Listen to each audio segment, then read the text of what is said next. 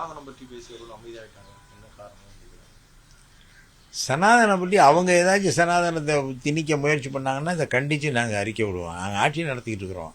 எங்களுக்கு சனாதனத்துக்கும் எங்களுக்கும் தொடர்பு இல்லை. எல்லாரும் சமம்ங்கிற ஒரு மாநிலத்தை சேர்ந்தவங்க. தமிழர் பண்பாட்டுப்படி நாங்கள் ஆட்சி நடத்துகிறோம். இவங்க ஏதாச்சும் சனாதனம் பேசி அதை திணிக்க முயற்சி பண்ணால் அதை கடுமையாக எதிர்ப்போம். எல்லா நேரத்துலையும் சனாதன எதிர்ப்பு பேசுகிறது மட்டும் திமுகவோட வேலை இல்லை. இங்கே தமிழர்களுடைய முன்னேற்றம், அவர்களுக்கு வேலை வாய்ப்பு, அவர்களுக்காக தொழில் தொடங்குவது, அவர்கள் கல்வியை பற்றி அக்கறை கொள்வது, இதுதான் எங்கள் ஆட்சியின் வேலை.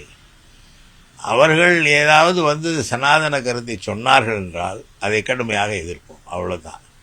சனாதனத்தை பற்றி நாங்கள் இப்போ ஏன் பேசலைன்னு கேட்குறாரு அவர். அவங்க சனாதனத்துக்கு மாற்றாக பேசிக்கிட்டு இருக்கிறாங்கல்ல. அவங்க எல்லாரும் சமம்னு சொல்லிட்டு இருக்கிறாங்கல்ல. மோடியே சொல்கிறாரு அனைவரையும் சமமாக நாங்கள் நடத்துவோம்ன்ட்டு.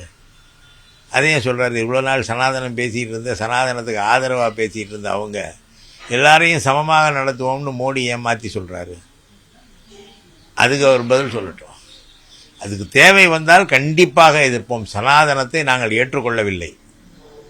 ஆனால் அதை பற்றி பேசி கொண்டிருப்பது எங்களுக்கு வேலை இல்லை.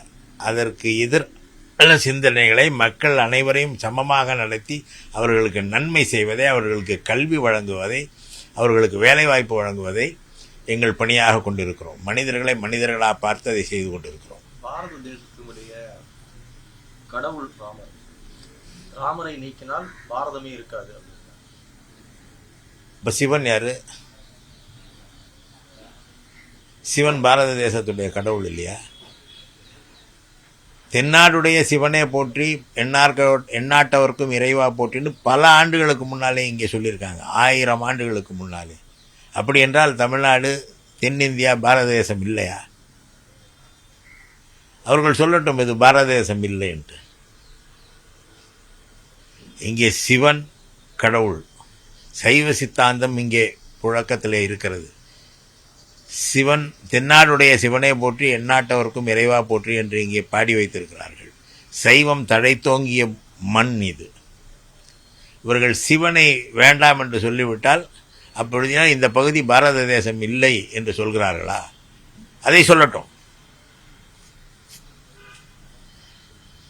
ஆட்சியில பங்கு வேண்டும், அதிகாரத்தில் பங்கு வேண்டும் திருமாவளவன் கேட்கிறாரு. திடீர்னு வீடியோ டெலிட் பண்றாரு. அது தேர்தல் வரும்பொழுது பார்த்துக்கோ. அது தலைவரோடு அவர்கள் பேசி முடிவெடுக்க வேண்டியது. அது ஒரு அரசியல் பிரச்சனை இல்லை. கூட்டணி கட்சிக்குள்ளே என்ன முடிவு செய்திருக்கிறார்களோ அதை வைத்து அவர்கள் பேசுவார்கள்.